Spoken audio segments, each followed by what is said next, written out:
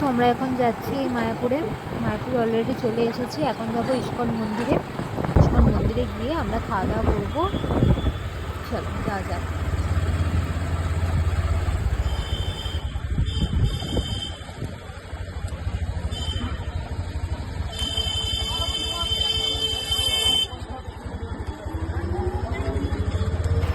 এই তো চলে এলাম।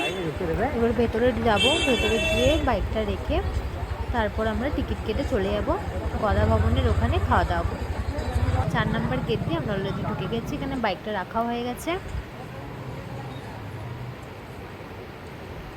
টিকিট কেটে এবার আমরা যাচ্ছি ভেতরে খাবারটা নেব।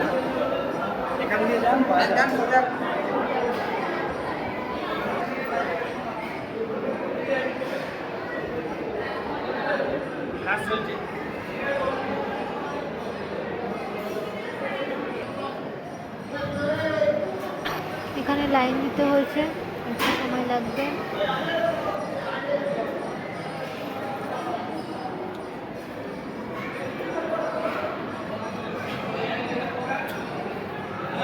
প্লেটটা নিয়ে নিই, তারপর আবার দেখা। এই তো খাবার আমরা ফাইনালি পেয়ে গেছি, এবার খাবো। এখানে অলরেডি সবাই খেতে বসে পড়েছে।